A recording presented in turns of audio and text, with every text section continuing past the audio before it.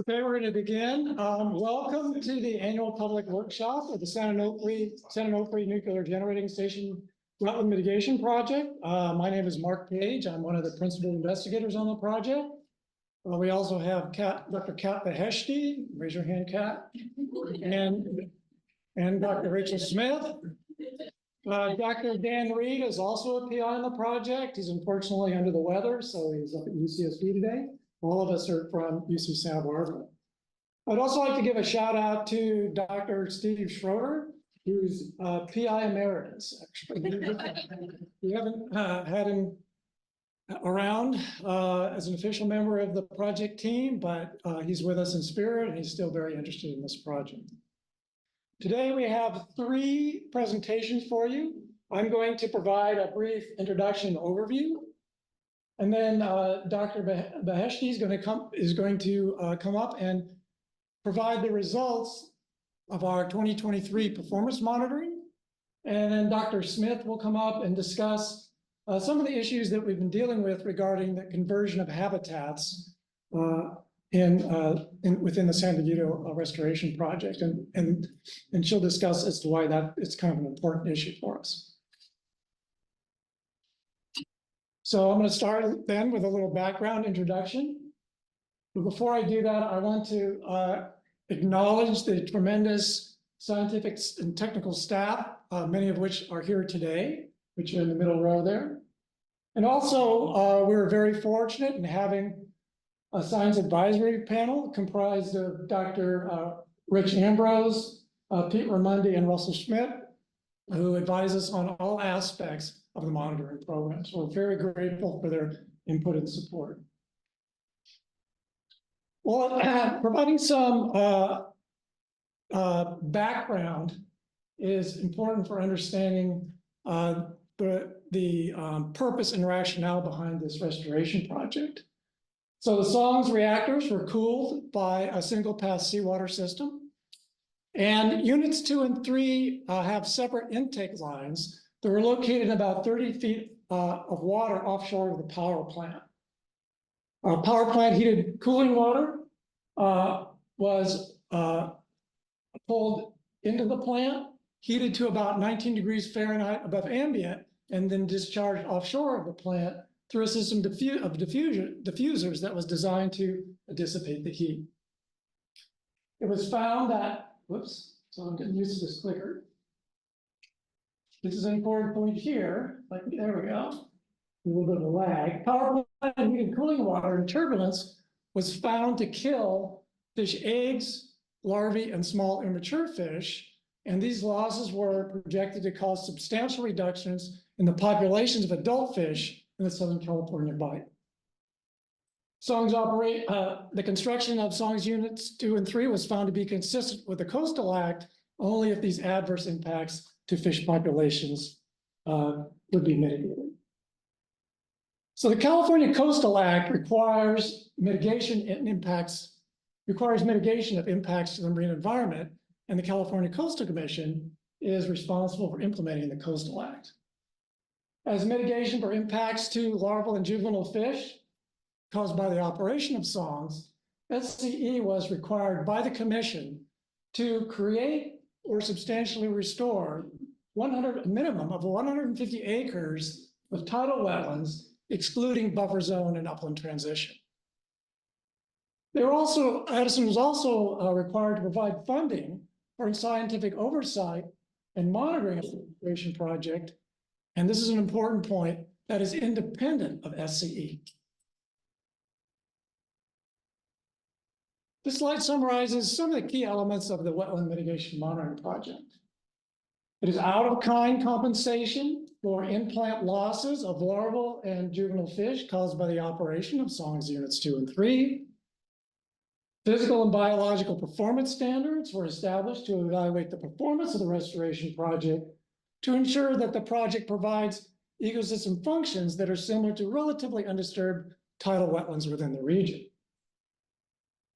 1 year of mitigation credit is given for each year that the San Dieguito Restoration Project meets performance standards, and fulfillment of the Songs mitigation requirement occurs when the number of years of mitigation credit accrued by the restoration project equals the 32 total years of operation of songs units 2 and 3. This slide just shows you a map, the location of the songs, which is the impact site. Also shows San Dieguito Lagoon, which is the site of the San Dieguito Wetlands Restoration Project. You can also see 3 reference sites that are used to evaluate the performance of the wetland.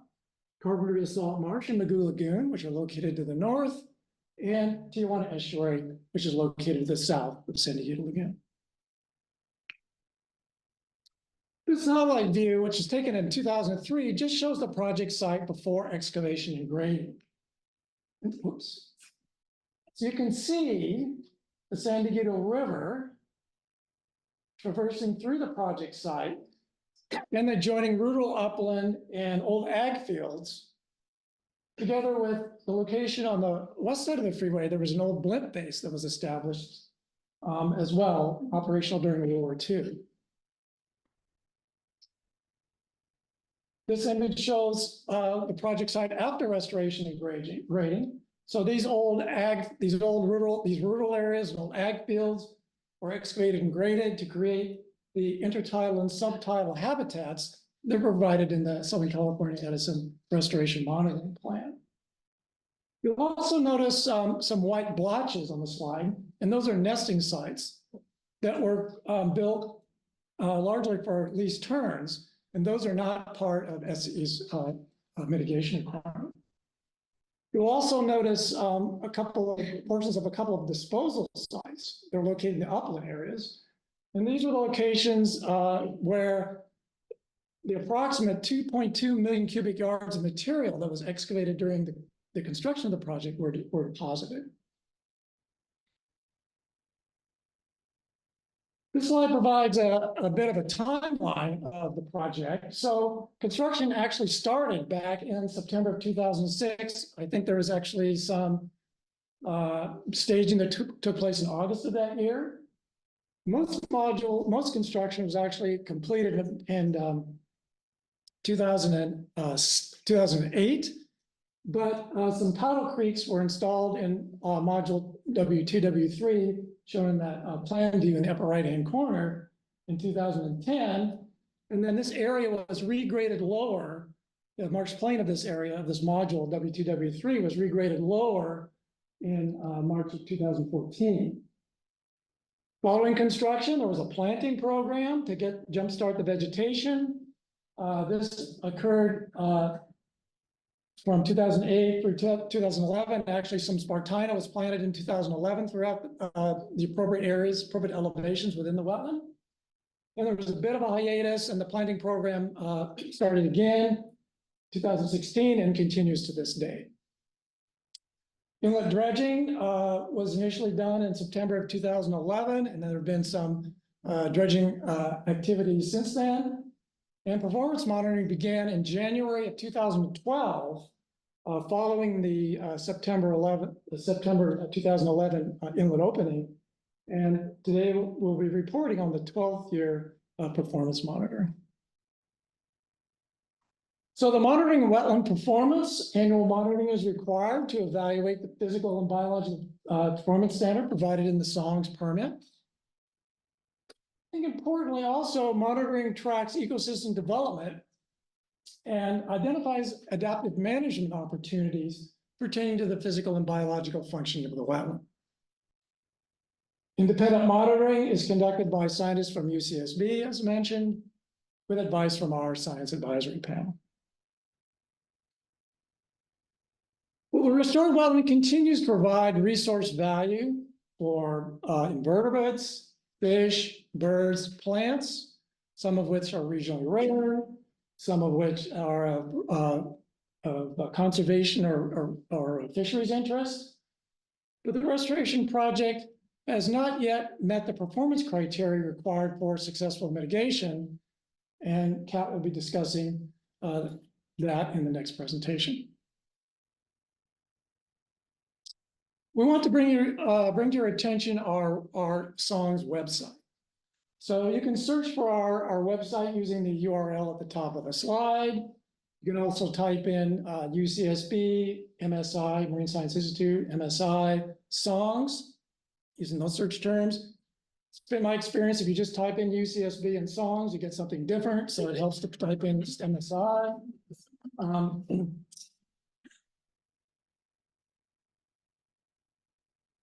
So this website contains useful information on the impacts of the songs, of songs. It also provides the rationale, the purpose and rationale behind the project. It has a library of searchable documents.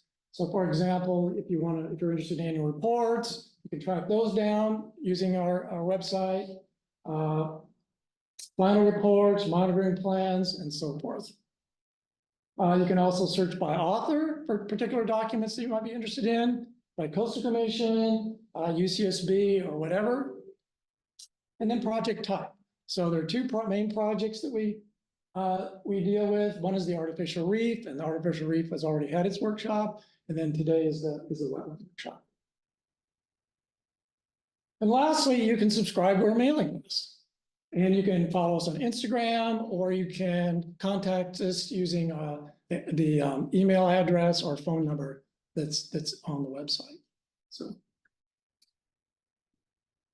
So with that introduction, then I'd like to bring up Dr. Beheshti, and she will be talking about the performance evaluation of the San Dieguito Wetlands Restoration Project in 2023. Thanks, Rick.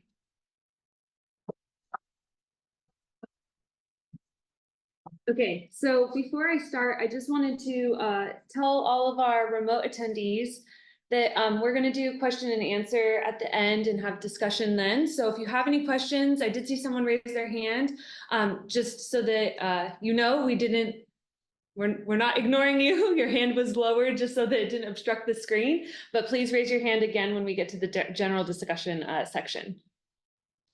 Okay. Okay, great. So like Mark said, I'm going to be providing you guys with an overview on the 12th year of our annual monitoring results from 2023. And this is basically an overview of the performance of the San Dieguito Wetlands Restoration Project. So first, I want to define the two types of standards that we have that we use to evaluate the San Dieguito Wetlands restoration. The first are absolute standards that are measured only at the restoration site, only at San Dieguito. And these include standards such as the area of wetland habitat shall not vary by more than 10%. The other standard are relative standards where we evaluate San Dieguito against natural wetlands that serve as reference sites. So an example of that type of standard would be that the density of birds be similar to that of natural wetlands in the region. So for the absolute performance standards, the requirement is that San Dieguito meet each of the absolute standards in order to receive mitigation credit for that year. And so we evaluate those standards based on the value for that current year, which will become relevant when I explain the relative standards. We have 5 absolute performance standards: tidal prism, habitat areas, topography, plant reproduction, and exotic species. Tidal prism is the volume of water that moves in and out of an estuary from low to high tide and is a good metric for things like inundation of the marsh plain, tidal flushing, and inlet stability.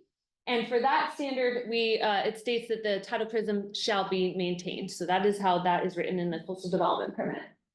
The habitat area standard, like I said before, states that the area of the various wetland habitats shall not vary by more than 10% as outlined in the final restoration plan.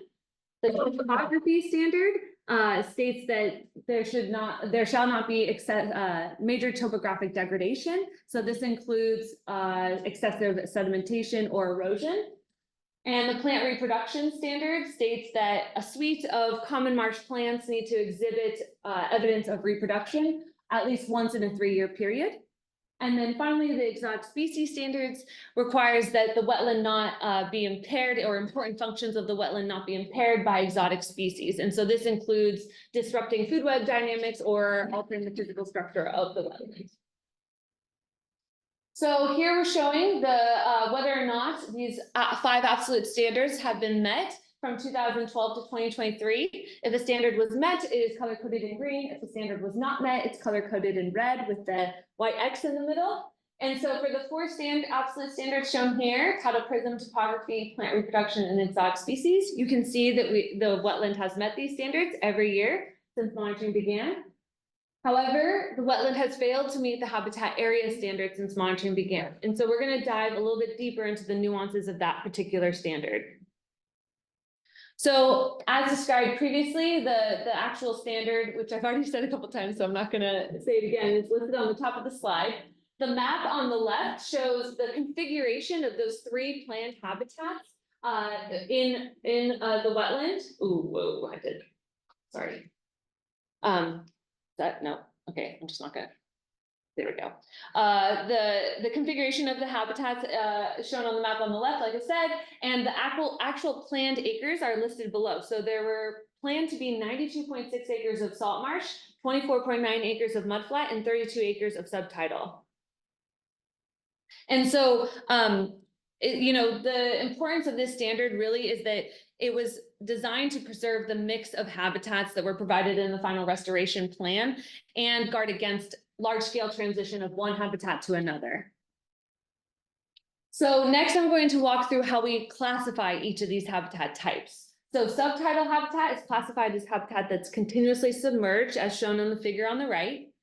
Habitat is classified as mudflat if it is intertidal and at or below 3.5 feet NGVD with less than 5% cover of vegetation. And so in this photo here on the right, this area here is at an appropriate elevation to be classified as mudflat, whereas the area here that's shown by the white text is too high in elevation to be classified as mudflat, even though the vegetation cover is less than 5%. Habitat is classified as salt marsh if it is intertidal and at or below 4.5 feet NGVD with 30% or more cover of vegetation. And we evaluate vegetation cover in the wetland using aerial imagery that we analyze in these 10 by 10 meter grids that blanket the wetland. And that data is also used to evaluate a relative performance standard, vegetation cover. And for that particular standard, we only use habitat that's classified as salt marsh. And so we'll get into that in later slides. There is one other habitat type that is not a planned habitat that was defined after the fact, and that is other. So this is habitat that is at or below 4.5 feet NGVD with less than 30% cover of vegetation. So what this ultimately ends up being is habitat that's either too sparse to be classified as salt marsh or too high in elevation to be classified as mudflat. So this figure here shows the planned acres for each of those three habitats, and I'm going to overlay next the 2023 survey data, plus or minus 10% of that planned acreage, which is shown by those red horizontal lines. So some good news, some really good news. So in 2023, we finally met the salt marsh acreage requirement. We now have the acreage that falls well within that minimum required acreage of 83.3 acres. And you can see that from this bar here. And then subtidal similarly falls within that 10% envelope and at 31.2 acres.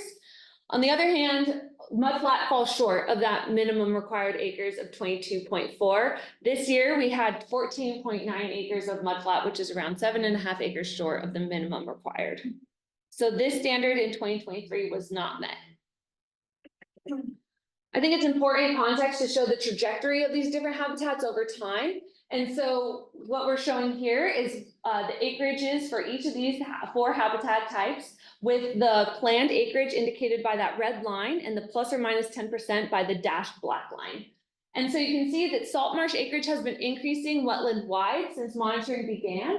And this is largely, especially the more marked increase in recent years, is largely likely driven by a combination of factors.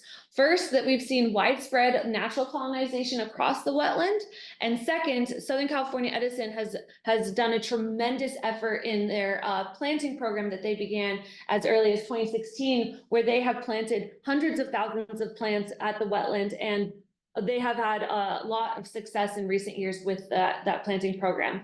And the success of the planting program and the successful natural colonization of marsh plants at the wetland is likely driven by these anomalous rain events that we've had that we're all very well very familiar with at this point. I never knew that going from Santa Cruz to San Diego, I would get like what felt like more rain, but here we are. So, so that's likely what's contributed to the increase in salt marsh acreage in recent years. In the mudflat figure, we see that in the last 5 years, we've seen this drop in mudflat acreage wetland wide.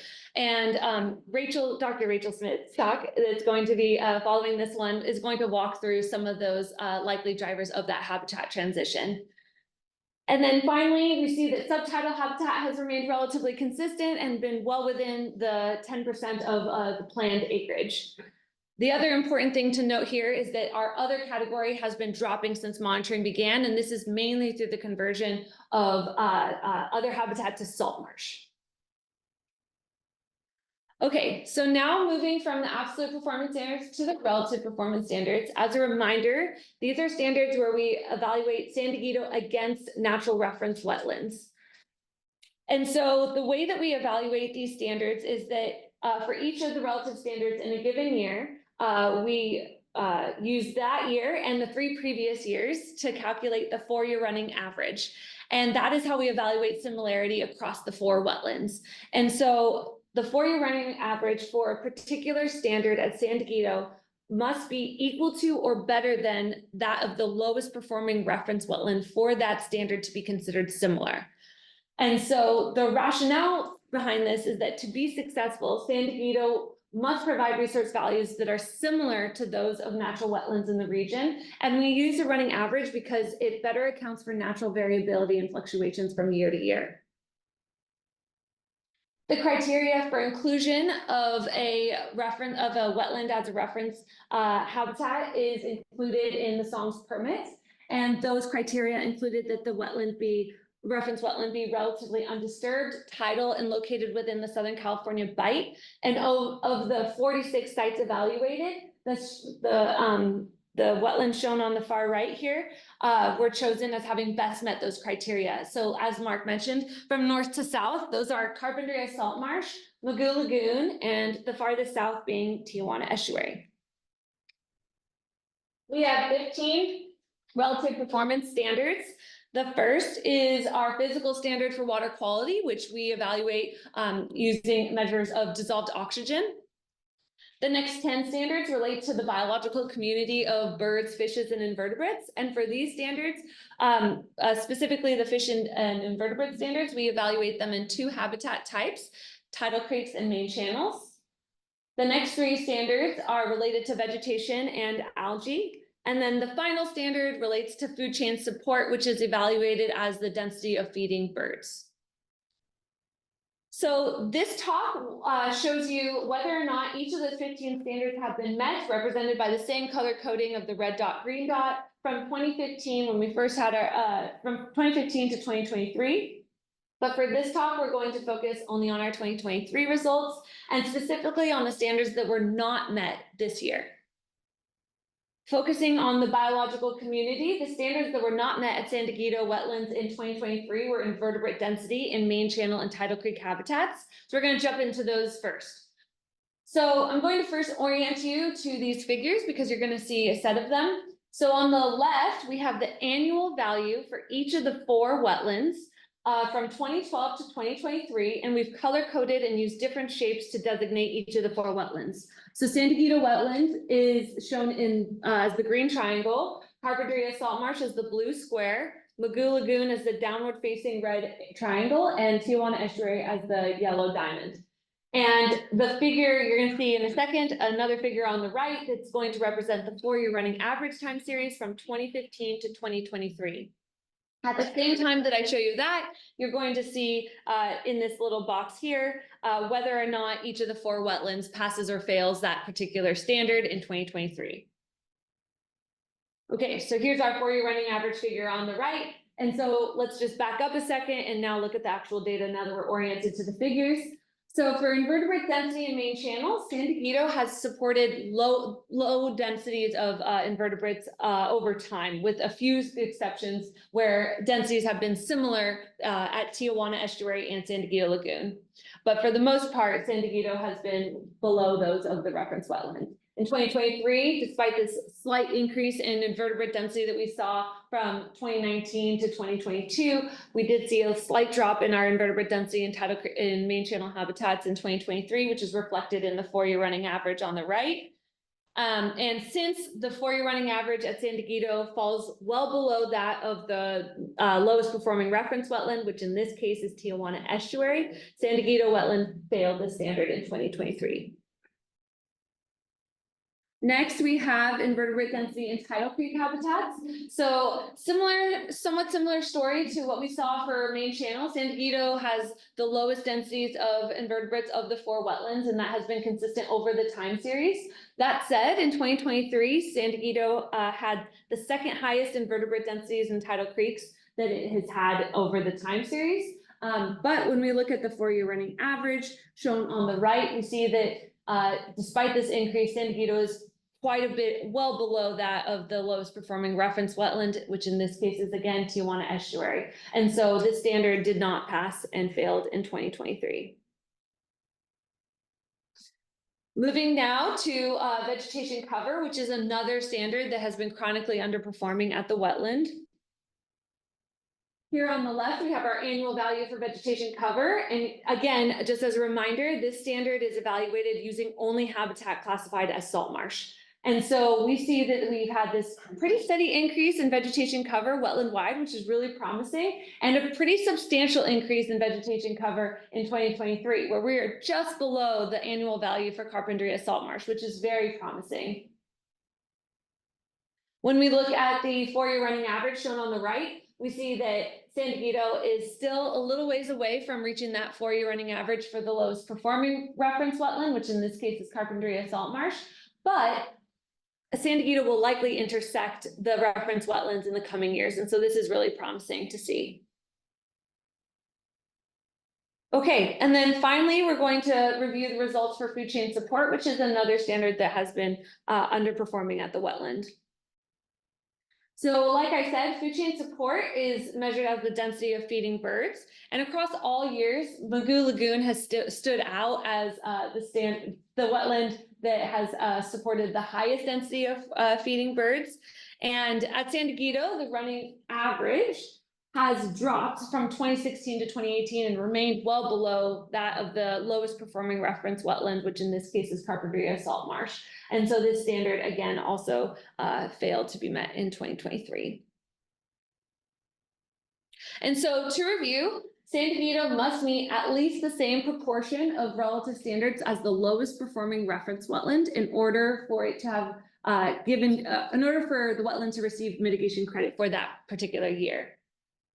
And the way that we evaluate this is that San Dieguito and the reference wetlands are evaluated with respect to whether or not they meet each of the relative performance standards, and then the proportion of relative standards met by each wetland are then tallied and compared.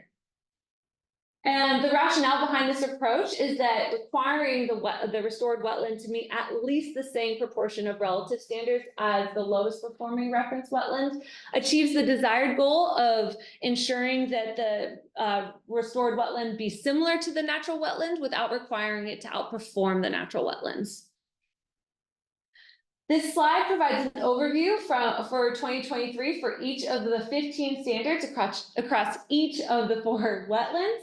And so if we start on the far right, Carpinteria salt marsh and Mugu Lagoon each failed 1 standard. Carpinteria failed bird density and Mugu Lagoon failed algal cover. And so both those reference wetlands met 93% of the standards that are evaluated at those 2 sites.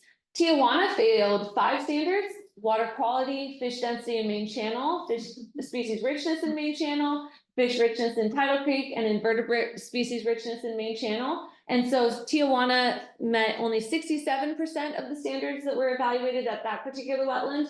And as we've spent the bulk of this talk talking about, San Dieguito failed 4 standards, and so it met 73% of the standards evaluated at that particular wetland.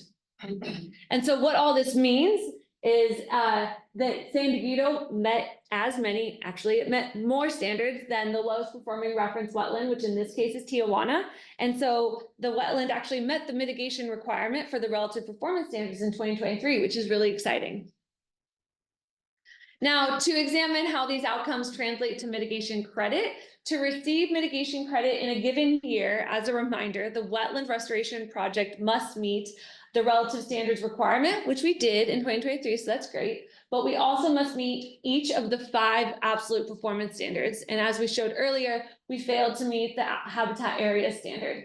And so as a result, San Dieguito Wetlands did not earn any mitigation credit this year in 2023. And so of the 32 years of mitigation credit required, the wetland has still earned 0 years of mitigation credit.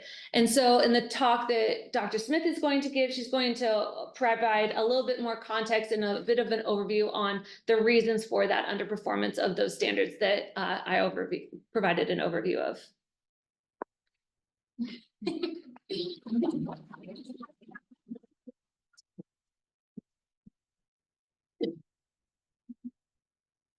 Great, thank you, Kat. Sorry, I meant to advance the slide. Yes, as Kat mentioned, I'm going to be talking about the causes and consequences of habitat conversion at San Dieguito Wetlands. And as Kat just mentioned from the prior presentation, the absolute standard for habitat areas has not yet been met. And this standard, again, requires that the area of different habitats shall not vary by more than 10% from areas indicated in the final restoration plan. And so the fact that this standard has not yet been met has been driven by different factors over the course of the project. So early on in the project, low vegetation cover during those early stages is contributing to not meeting the standard, but more recently, mudflat loss from salt marsh encroachment has been the primary driver of not meeting this standard.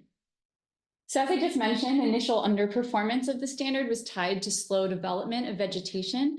And we do expect that vegetation will take time to get established. And there's been substantial efforts that Kat also mentioned to increase salt marsh acreage at San Dieguito. And so notably, the marsh plain was regraded in 2014 to support vegetation development. And there's been an ongoing planting program with associated experiments to help increase vegetation cover at the wetlands over time. And so together, as Kat mentioned, we're excited that these efforts have contributed to San Dieguito meeting the minimum required salt marsh acreage for the first time this year. However, since 2019, San Dieguito Wetlands has also been losing mudflat habitat. And in 2023, the project was 7.5 acres short of meeting that minimum required area. And so to address this underperformance, we've been exploring what factors might be driving this habitat loss. So shown here is the as-built habitat area of the wetland immediately post-construction in 2012. And so the initial restoration plan included 24.9 acres of planned mudflat, and 26.6 acres were actually built to be mudflat, located between this elevation range of -0.9 and 1.3 feet NGVD, which is shown here in brown. And so just to orient you to this map, we've outlined the project footprint and the associated modules with this dashed gray line. And then the area of focus for this analysis is the as-built mudflat area, which again ranges in elevation from -0.9 to 1.3 feet NGVD, and it's shown by this black outline. And so we're now going to color in this area with the different habitats that were present in 2012. And so you can see that in 2012, mudflat did indeed make up most of the as-built mudflat area, as you can see by these areas that are shaded in brown. And I'm going to advance the slide and show you what this map looks like for 2023. And you can see that some of this this area that was initially built to be mudflat has converted to salt marsh over the last 12 years, particularly in that W416 module. And much of this salt marsh encroachment into the as-built mudflat area is the marsh cordgrass Spartina foliosa. And so next, we're going to show a time series of the acreage of different habitats that are again located within that as-built mudflat area. And so the dotted line here at the top indicates that area of as-built mudflat, which is 26.6 acres. And then the dashed line indicates the minimum number of acres of required mudflat, which is 22.4, if you can remember from the permit. And so we're going to begin by showing the time series for mudflat, which is located within that as-built mudflat area. And since 2012, the mudflat acreage has declined by 7.5 acres within that area from 20.3 acres in 2012 to 12.8 acres in 2023. And now showing the time series for salt marsh, there's been a 10.4 acre increase in salt marsh within that as-built mudflat area from 0.8 to 11.2 acres in 2023. And over that time period, there's also been a 2.9 decrease in other habitat within the as-built mudflat area from 5.5 acres to 2.6 acres. And so overall, these changes mean that 43% of the as-built mudflat area has been converted to salt marsh as of 2023. And I really like how these time series support the imagery that we showed in the prior slide from those maps, where you can really see that there's been substantial salt marsh encroachment into that as-built mudflat area.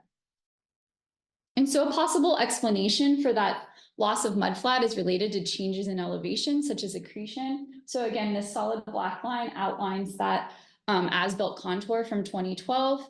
And so to assess whether these contours have changed over time, we remeasured the contours in 2023, which is shown filled in here in brown.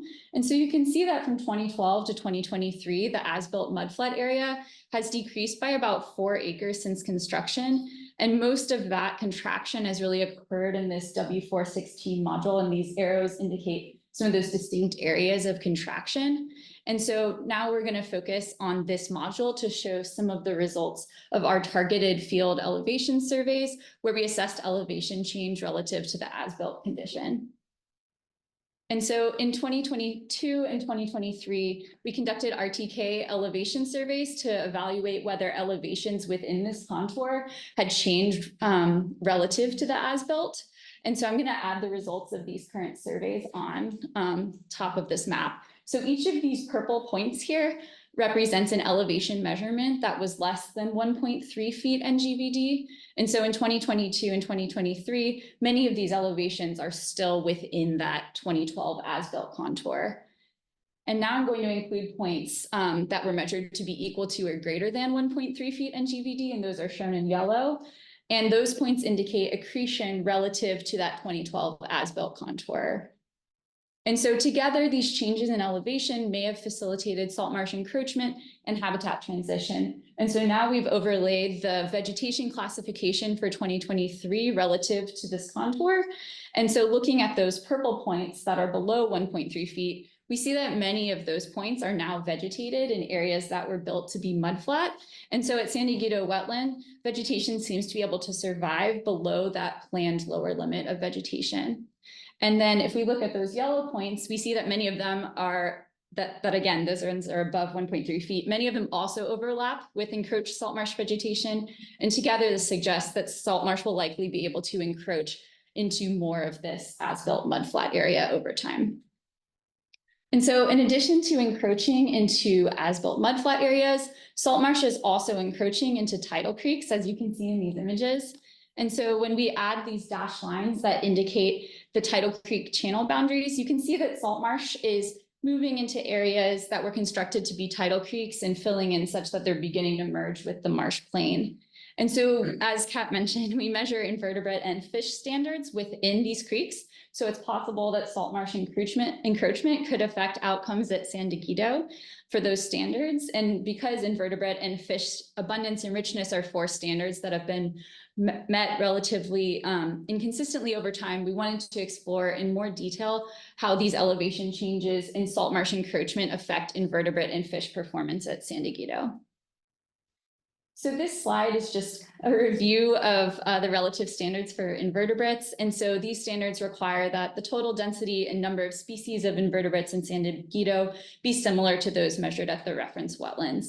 And so focusing on just the historic performance within those tidal creek habitats, we see that in particular densities of invertebrates have underperformed in tidal creeks at San Dieguito Wetlands relative to those reference wetlands.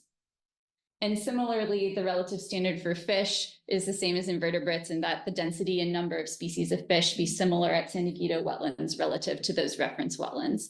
And again, focusing on historic performance within the tidal creek habitats, we see that fish have inconsistently met the relative standard and because of this salt marsh encroachment, we've had heightened concern about these standards. And so we've been particularly interested in how topography could affect invertebrates and fish, these standards.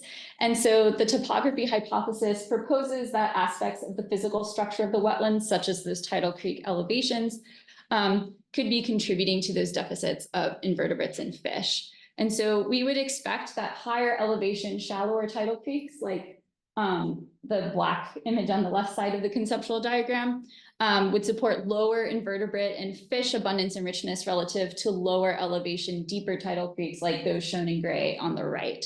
And so as we discussed previously, salt marsh has encroached into tidal creeks, suggesting that tidal creeks at San Dieguito Wetlands may be at a higher elevation than the reference sites, which again could affect invertebrate and fish use of tidal creeks.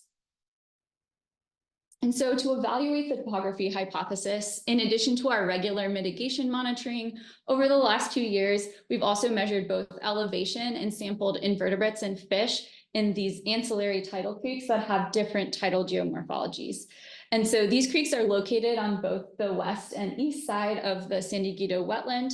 And in both locations, we have been targeting ancillary tidal creeks within the same lagoon that appeared to be deeper or lower elevation than the tidal creeks that were constructed for the San Dieguito Wetland Restoration Project. And so on the west side of the project, these black arrows indicate the mitigation creeks that we currently sample for performance monitoring. And then in 2022 and 2023, we've also sampled ancillary creeks, which are shown with these gray arrows within the 22nd Agricultural District Restoration Project, which is an 8-year-old restoration project located just across the river channel from San Dieguito Wetland Restoration Project. And then on the east side of the highway, these black arrows again indicate where we have our mitigation creeks that we sample for performance monitoring. And again, in 2022 and 2023, we also sampled these ancillary creeks, which are shown in gray, which are these creeks that have developed naturally over time to feed the mudflats of the San Dieguito Wetland Restoration Project. And so here's a zoom in of those creeks on the west side of the project. And so it's clear from this image that on the same tide, the Ag District ancillary creeks, which are shown at the top, are filled with water in comparison to those empty San Dieguito mitigation creeks on the other side of the channel shown on the bottom left. And so the expectation is that invertebrate and fish density and richness would be lower, would be higher in those ancillary creeks compared to the mitigation creeks if elevation was contributing to differences in performance. And so for those sampling locations on the west side of the project, we first measured the elevation of both the mitigation and the ancillary tidal creeks. And so the figure on the right shows the elevation of the thalweg, which is the lowest point of these creeks. And you can see that the median thalweg elevation of those ancillary tidal creeks is 1.3 feet lower than that of the mitigation creeks in these western sampling locations. And now to show the same sort of imagery for the east side of the project, again, we sampled 2 ancillary creeks that have developed to feed the mudflat, which you can see in the upper part of this image. And it's clear again that on the same tide, these ancillary creeks are filled more with water relative to these empty creeks at the bottom for the mitigation project, which you can see are filled with Spartina. And I think just having a zoom in of these ancillary tidal creeks just shows how much deeper these creeks are relative to the mitigation tidal creeks. And so again, on the east side of the project, we measured the elevation of both the mitigation creeks and the ancillary creeks.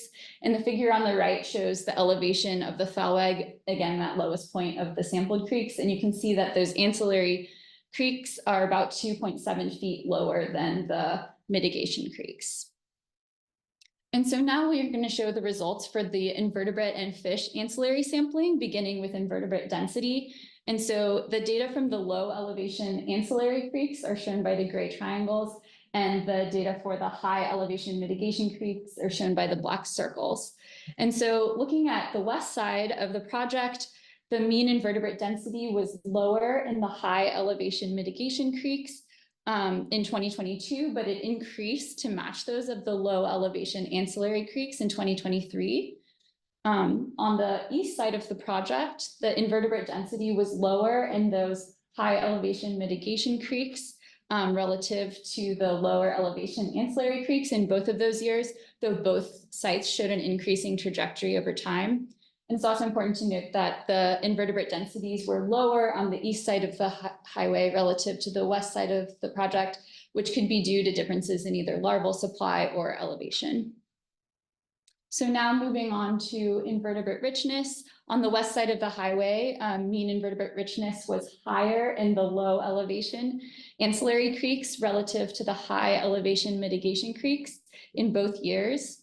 And this pattern was also consistent on the east side of the project, and invertebrate richness was also lower in the east tidal creeks relative to those on the west.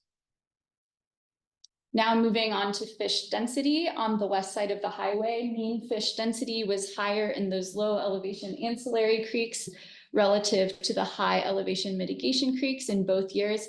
And although there was an increase in fish density at both sites in 2023, but particularly at those ancillary creeks. And then similarly on the east side of the project, the mean fish density was higher in the low elevation ancillary creeks. And fish density, again, similar to what we saw for invertebrates, was lower in those east tidal creeks relative to the west tidal creeks, which again could be due to either larval supply or differences in elevation. And so lastly, on the west side of the project, mean fish richness was higher in the low elevation ancillary creeks relative to the high elevation mitigation creeks in both of these years. And again, this pattern was consistent on the east side of the project, and fish richness was slightly lower in those eastern creeks relative to those on the west. And so salt marsh encroachment and underperformance of invertebrates and fish in tidal creeks suggests that there's an issue with tidal creek design. And so we've really been interested in asking whether the tidal creek dimensions have changed over time. And second, how the tidal creek configurations compare to creeks under presumed equilibrium conditions in natural mature marshes. And so we've been working with consultants to model the expected tidal creek geomorphology based on the catchment area using the following approach. We will be using established hydraulic geometry relationships that have been developed from 17 California salt marshes to predict the configuration of mature tidal channels as a function of the catchment volume below mean high water.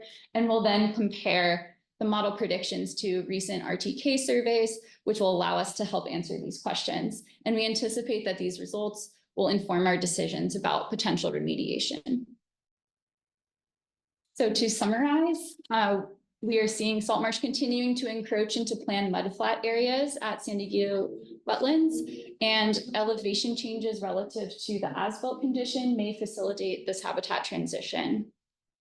We saw that the mitigation creeks at San Dieguito Wetlands are higher in elevation than those ancillary creeks, and that invertebrate and fish density and richness were higher in the deeper low elevation ancillary creeks relative to the high elevation mitigation creeks. And we also found a greater abundance and richness of both fish and vertebrates in those creeks that are closer to the mouth on the western side relative to those that are upstream on the eastern side, which again could be due to larval supply or differences in elevation. And so moving forward, we are going to continue consulting with a team of geomorphologists and hydrologists to evaluate options for potential remediation.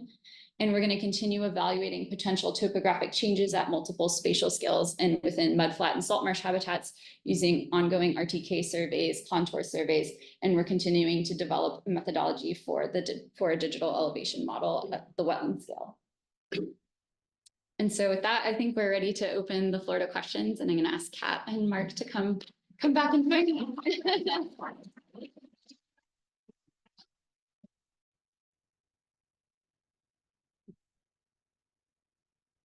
Yeah, good job with all that. Thank you. Maybe this is for Rachel. Maybe you talked about this last year, but have you looked at the elevations of the tidal creeks in the reference wetlands, and does that support your hypothesis? Yeah, that was one of the reasons that we started going down this route, where it was like, oh, all the references are much higher. And so it was kind of a neat way to test it within the same tidal system within the lagoon. So oh, sorry, lower. Yeah. Sorry, I said it backwards, but you know what I mean. Anyway, They're higher in the elevation. I know, I was like, yeah, I'm always getting high and low confused, but yeah, so that's part of why the motivation for this round of sampling was that, you know, we wanted to find ones that were at more comparable elevations to our reference wetlands, but had removed some of the confounding factors of, you know, all the other differences among sites. Yeah, good, cause I think I recall that even among the reference wetlands, like TJ. Was one of the higher of the Mhm. tidal creeks. And we have all sorts of stuff going on in TJ now, right? That are affecting some of the patterns you're seeing, but yeah, as I recall, like some of the differences even within TJ compared to the other reference ones could be elevation. So, Mhm. yeah, it's great that you were able to push on that and explore more. Yes. Yes, the West Basin, as we call it, although I'm not sure it's to the west, it belongs to Cal Fish and Game. This is part of this, but it interacts with what you're monitoring. Is it affecting your monitoring results? Do we know how it's doing? Is it performing about the same? Or do we know? That's a great question. So that's not part of our annual monitoring, but we do routinely, semi-routinely monitor that basin. And that's something we could certainly look into is if anything's changed in the basin relative to the rest of the wetland, yeah. That's a good comment. I don't know, Andres, if you have from like just field Anecdotal. observations from being out there, do you notice anything different about that basin? Yeah, well, it's tough to say because we just do a subset of the same type of monitoring, so it's kind of like apples and oranges. So we really just look for gobies and, you know, the gobies will follow a similar trend as we see in the mitigation wetland. So in that sense, there seem to be somewhat behaving the same, but it's hard to quantify and, you know, be able to say relative to this, how they perform, how that particular acre is performing. We can't hear his. Oh, okay. You wanna, say it Um, again, I'm just. So yeah, so what I was saying is we do some sort of watered down version of the monitoring fishing game basin. It doesn't use the same methodology as we do in the mitigation site. So it kind of creates an apples and oranges situation. It's hard to compare and quantify. But I can say just from doing the surveys that since we only look at really gobies and those types of things, that they kind of follow a similar pattern as the mitigation site. And that's just observational what I can say about that. So it's hard to quantify and put it in context in this particular situation. Did you have a question? I had more of a observation comment, where it seems like with the tidal creeks and mudflats, I feel like at the Tijuana estuary and some of the more recently restored wetlands there, I feel like it's the same thing where you have this loss of mudflats and tidal creeks. And so just from this project and thinking about future wetland restoration, if there's any recommendations that come out of this, and you know, with tidal creeks, okay, well, next time, make sure X, Y, and Z with the hydrology and such, because I feel like it would be very useful for information to have. I think some useful information is going to come out of this project on the hydrology of the tunnel. We should have a lot more to report back in terms of like recommendations at the next workshop, because we're currently working on a lot of those hydrological models to determine what is the equilibrium of the tidal creeks, to know exactly where it's be. How do you need to build them for them to be self-sustaining? So hopefully come back next year and we'll have your answer.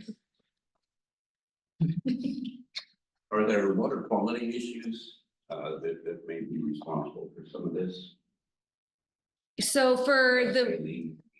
yeah, so for the water quality that's related to our performance monitoring, San Dieguito does just as well as the other reference wetlands. It does better than some of them actually with respect to dissolved oxygen. And you know, in terms of salinity and temperature and those sorts of other metrics, those aren't part of our performance monitoring, but the limited analyses we've done, there's nothing out of the ordinary or alarming about those data in terms of what the time series for salinity and water temperature are. And so at least for the values, the data that we have and that we've looked at, there doesn't seem to be any connection to water quality. And those are just basic physical, right? How Yeah. about pollutants? Oh, good question. So we've done some limited like sediment contaminant data exploration, and there hasn't been any profound difference in terms of the contaminants that we observe at San Dieguito relative to the reference wetlands with respect to sediment contaminants. I don't know if do you have any. I think that's it. Yeah. There's no obvious contaminant issues that we've picked up so far. Yeah. The data that you Yeah, Yeah. from the data that we have. Yeah. So there is, just going on that same vein, is there any consideration to add additional monitoring for other pollutants that might be impacting vertebrates and different types of species in the? Jenny, did Well, we do, this is, as CE, we do sampling of the sediments before we do dredging. So we did have data on that, we put that in our report, and we're not, there's no contaminants in the sand, in the sediment. That's part of our. I think it's one of our water permits. I'm not sure which one, but it's one of our permits that requires now that we do sampling of the sediments for pollutants. Does the fact that the subtidal area hasn't changed indicate you're not seeing effects of sea level rise yet? Is sea level rise likely to cause habitat creep to interfere with achieving the performance? Whoa, good question. So we did detect, in terms of like detecting a signal from sea level rise. I think the sea level rise we're experiencing locally is so small that we wouldn't detect that. But we did detect, or we might have some evidence of a blob effect at some of the wetlands that we monitor, in terms of habitat transitions at other wetlands. And so we're actually working on a paper with some of the folks in the room here about impacts from the blob and how that facilitated some habitat transitions. So I would say globally, wetlands globally, yes, like you can usually detect those changes. And that is one of the things we are going to have to grapple with, is how is the wetland going to shift and the mosaic of the different habitats change with global change. And yeah, that is the next issue we are going to address. But that is something that is something we're going to have to figure out, because our permit actually was drafted before sea level rise was incorporated into the coastal development permits. And so it's not actually integrated into our permit. So it's that will become something we need to address. If I might, a related question, I don't think anybody, certainly not SCE, thought 15 years plus after restoration that we would not see a single year of meeting all the performance standards. Is there something wrong with the standards, or are we ever going to meet them? Well. I know. I think of course at the beginning, following construction, there's really little chance of meeting the relative performance standards because you have vegetation developing development. Yeah. And of course, we're reporting here that they did meet the relative standards, which is good news. But there is this concern about this one habitat area standard, which you have to meet all the absolute standards, of which habitat areas is one every year. And so that's why we're basically, Rachel gave that presentation to inform everyone about what we're working on, in terms of trying to better understand why the project is not meeting the standard, and then we'll take it from there. That's kind of where we're at this point.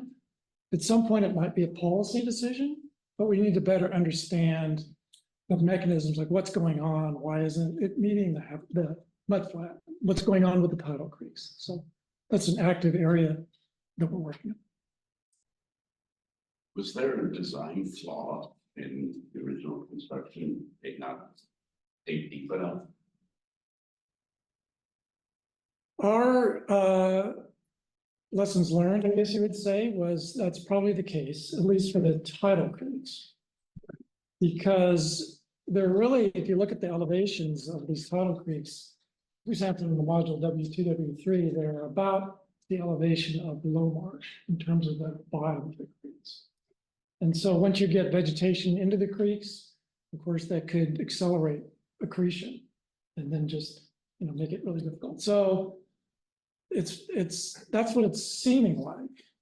Yeah, and the recommendation for other projects might be to dig deeper. And in fact, that 22nd Ag District that Rachel talked about across from module W2, W3, basically did these super creeks where they dug really deep and they're really wide. They over constructed these, probably looking at the SCE project going, we really got to dig these things deep and wide. So I think that's good. We have a question on the computer too. Oh, go. Sorry, I just sort of a quick comment on that. I mean, I think part of the story is that it's hard to get these elevations right and get the plants to grow where you want, and we have our hooks into you for advising us on our restoration down at the Tijuana estuary. And a good job sort of trying to figure out the zero-sum game, and like if a habitat goes, another one, if another habitat grows, something else has to give, right? And in general, if you're gonna miss, I think it's, given the sea level rise issue, it's probably a little better to miss on the high side, right? And have a little bit more on the high side, understanding that it eventually would convert. I understand the permit, may not allow for that. But one question is, what is the tidal range in San Dieguito? And like, is it attenuated at the sill compared to like, because like in Tijuana, we see at least the last 4 feet of the tides cut off at low tide. So it's similar to, Yeah. Yes. and probably variable too. So that's one of the things, like collectively, we can probably try and figure out is the degree of attenuation of the tides, how it's affecting plant distribution, the what plants we can put where, but it's really complicated. The other thing is, that, the way that the restoration plan was that it had particular elevations defining the habitats. And the reality is that maybe the habitats are not going to pay attention to those elements. In fact, we found that the cordgrass goes a bit lower even than was projected in the plan. And also In terms of being we've also salt. done like a literature search of other estuaries along the coast for that elevation range of Spartina, and ours is substantially lower than at other estuaries as well, so that's unexpected. And so where I was going with that. Sorry. No, that's good, but it's really inundation regime. So the elevation is a proxy for inundation, and there might be micro differences in the wetland with regard to the inundation regime, and that's what. Well, too, also the estuary would back up when the outlet would be blocked. So maybe with the original design, water levels were anticipated to be higher. But now it's opened all the time and Continuously. I actually think that with the planting of cordgrass in the wetland, I think the elevation range that they planted it's thriving there. I mean, I think it worked within that elevation. It's turning out that it actually grew a little bit lower than was anticipated. But too, also coming in from like Lake Hodges, when they released tons, gallons, gazillion gallons of fresh water. That's not going to help salt water. No, but actually a lot of work by Joy Zedler has shown that Spartina responds really favorably to freshwater events. And so it could also be the case that the recent rains have helped facilitate the expansion of Spartina. Vertebrates and things like that. Yeah, invertebrates not so much. I mean, Hani said that he saw crayfish in the lagoon last year, something like that. One of our big rain events. Yeah, yes, they did. Probably not for very long. I'm guessing. So, can get pretty fresh with all the rain and the dam having to release. But what Spartina doesn't like is to be Inundated. submerged. It doesn't like to have it in saturated soil. Sue, did you have a question? I was wondering if you looked at the lower invertebrates in the east compared to the west, could have been, we've had a lot of rain and they're dumping water out of Hodges regularly now, so we've got much more freshwater flows in the last at least 2 years than we've had previously. That's a great point, because that part of the wetland W416 is not connected to the main river channels, whereas W23 is, and so in terms of like the flow. You also have it seemed like all your little tidal channels were on the river in the east part.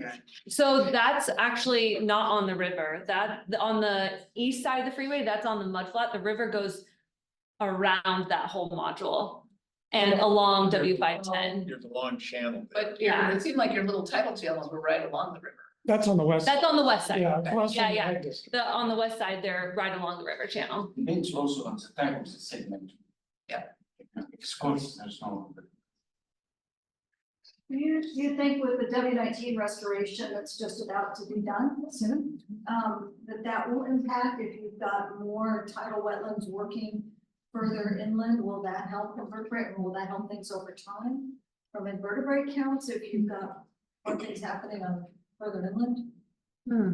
That's a good question. I I haven't really thought about that too much, the impact on the invertebrate community. It's Yeah. a good question. We've thought of it more in terms of like changes in the tidal prism, that we're expecting the tidal prism to increase, and then how that's gonna change how much water is getting to all of these restoration projects, and that we're expecting to see some tidal muting within our project, which again is part of the reason there's also the W6 project, which is mitigation for the effects of the W9 brain project on our project. So again, it's mitigation and mitigation for a mitigation project. More March for maybe March. Yeah, exactly. Yeah, so we are expecting to see those effects, but we haven't thought about yet how that would affect invertebrates. Monitor, will that Yes. be Yes. part of your monitor, will become part of your program, or who's? Caltrans will be, I'm just kind of leading everybody. I'm one of the restoration biologists on the W19, call it, the south side of the river, and we have a monitoring program that's not exactly the same, but it's similar. And yes, we will be monitoring invertebrates and fish. I think we don't monitor until like year 3. It takes some years. We're not pretending to start to hit our mature marsh goals in year 1 like we have incremental goals. So we're starting our benthic and fish invertebrates. I fished in invertebrates in, I think, year 3, give them some years to get going in the marsh, but we already have a lot of foraging.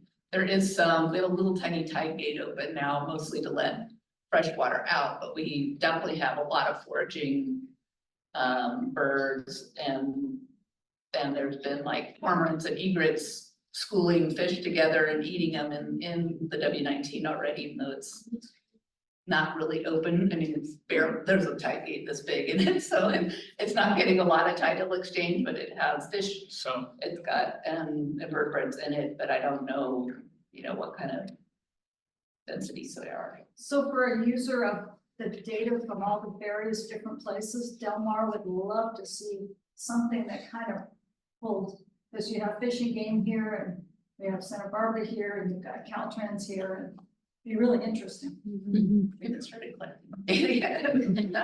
We have to open our whole salt marsh first. yeah, one thing struck me, really great presentation on the difference. I mean, there's obviously a correlation with elevation and looking at, fish invertebrates and all that kind of stuff. And I'm thinking that part of the mechanism might be connected with Spartina, because in those higher elevation things, you probably have more Spartina and, over. So, I mean, a potential mechanism, I guess, it just occurred, looking at that. Yeah. Do you have any rails nesting in marsh or using marsh? We do. Other questions? Good question. There's a question in the Q&A. It says, is there any relationship of soil salinity to invertebrate populations, and has that been studied?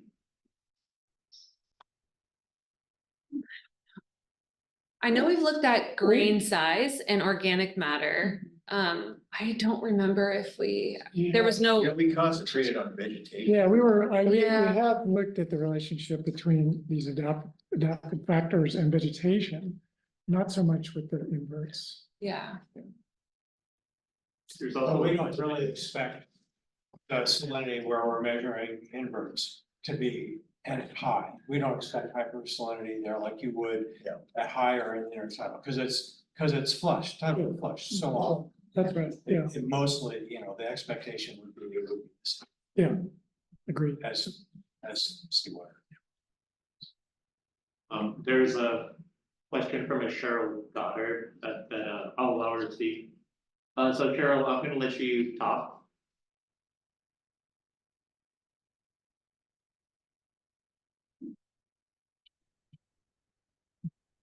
Hello, hi. This is Joseph Rivera. I'm on my executive director's account. I'm Joseph Rivera, the conservation manager at the San Dieguito Lagoon. Just in regard to the lagoon inlet, how often is the sediment buildup at the mouth of the lagoon dredged? And who is responsible for conducting the dredging? So, yeah, so I'll let Hani answer, but really quickly, just some of the details. So yeah, Hani, do you want Why to don't come you come up here and answer this? But the inlet is, the inlet maintenance is conducted, typically every 2 years. So every other year we do inlet maintenance, and that is led by Southern California Edison. They are, as of condition of the permit, required to maintain the inlet in perpetuity. So I'll let Hani provide more additional context on the Yeah. inlet. I think we should have, our lagoon before Corps of Engineer projects was the inlet was doing very well, right? And actually, in some years, the inlet was open for 3 years or 4 years continuously without any problems. But we had some changes recently, and as a Corps engineer with about 700,000 cubic yards of sand north of our lagoons, right? And we are studying the impact of that said on the lagoon performance, right? And definitely it will have impact on the sedimentation of the inlet of the lagoon, the channel of the lagoons. It's going to reduce the tidal breeze. It's going to speed that the lagoon will not be able to maintain itself open for the period which we've been able to keep it before. So all of this under studies. So we don't really, for time being, it's hard for me to tell you what happened, but it's something worrying us, right? Something we take care of it, right? Because it's an exchange of the water between the ocean and the lagoon is very important, right? To keep maintain the water in good conditions for vegetations, for drainage, and for everything, for the invertebrates, for everything. So maintaining the lagoon open most of the time is very important for the health of the lagoon itself. So all of this really under consideration is a new subject. Of course, the Corps of Engineers are communicating with us and helping us to find solution for this problem. But for so far, we're still early in the problems. We just have to wait for a while and we let you guys all know what's going on. Thank you. Thanks. I have another question in the Q&A. It's from Melissa Esperon. It says, given the intensity of pollution in the TJ estuary, has its status as a reference site been reconsidered? Okay, since it's my fault for not mentioning this during my talk, so I'll take this one. So yes, we have been talking about within the SONGS mitigation monitoring program, we have been talking about recently the appropriateness of using Tijuana estuary as a reference site, given the recent sewage impacts and inputs. What we did was we decided that we needed additional years of data to determine whether or not that was a decision we needed to make or not. And also we're doing additional analyses to determine the appropriateness of Tijuana as a reference site. And we did do an exercise this year where we looked at the outcome of the San Dieguito Wetlands Restoration Project using the 2023 Tijuana data versus omitting just the 2023 data from the 4-year running average and evaluating the outcome. And in both cases, San Dieguito Wetlands met the relative standards requirement. And so we determined that for this year, that it was appropriate to keep Tijuana estuary as a reference site, and we will reevaluate next year when we have additional data. Anything else to add, Sab, or? Yes. I have one more, but in addition to it, thank you for a great presentation. Will your slides that you presented be available on the website? Yeah, we post them onto our website almost immediately. Within the week, they should be up there for you. Great. Yeah. Great stuff. Thank you. They'll be there by Monday. By Monday. Yes. Yes, go for it. I have one question for, I'm not a technical person at all, so forgive me, but the effect you were mentioning, is that a result of the ocean dredging they did off the Solana Beach? Yes. And move south. Sand typically moves south. So if you're putting a bunch of sand on the Solana Beach, it's gonna end up in our lagoon. How it was affecting, yeah. And Edison has been engaged with a lot of the other southern lagoons to determine, what those impacts might be and trying to collaborate with the Army Corps to figure out a solution if those impacts do materialize. Right, another total living question. So at one point, if any, you say this is just like, it's not really- Yeah, so the question for the people on Zoom was, at what point do you say the project is just not working? Well, we are fortunate today to have a member of the Coastal Commission staff here, so that's. Rachel, there you are. That's a good question. I would say that this annual monitoring has informed some of these adaptive strategies, so the regradings. I think it was brought up briefly that the mudflat issue, we want to understand the mechanism or the suspected mechanism of why that's not working before we re-examine the policy or the performance standard driving that. So that if that is something that's within our experimental capacity or adaptive management capacity to fix, we want to make sure that we have a pathway for that before we look to changing a standard, because the standards were set by a lot of thought went into the standard. So we want to investigate more before we change that. But I think we have been successful in adapting to other criteria that weren't met previously, like the vegetation. And so it's all part of the adaptive management of recreating nature. Right? Thank you. Well said. I have another question online. They're asking, is there an estimated date for the next dredging to occur in the inlet? It would likely be this fall. Or Jenny, do you want to? Yeah, I was just gonna, we have assessments that we do periodically to measure the movement of sand in the inlet. What we do is, we mentioned earlier, we do it every 2 years. We have seasonal restrictions with our permits that limit the time of year that we can do them, which is why we usually perform the dredging in the October-November timeframe. We typically don't know the exact date until we're very close to within 30 days of that, because we're looking at the tidal calendars to be able to appropriately schedule work. And Aaron, did you have a question? No. No, okay, sorry, I thought your hand. I have another question in the Q&A. The follow-up. Are those assessments open to the public? What? The assessments. I think the dredging report is available. The periodic assessments are just data. There's no report.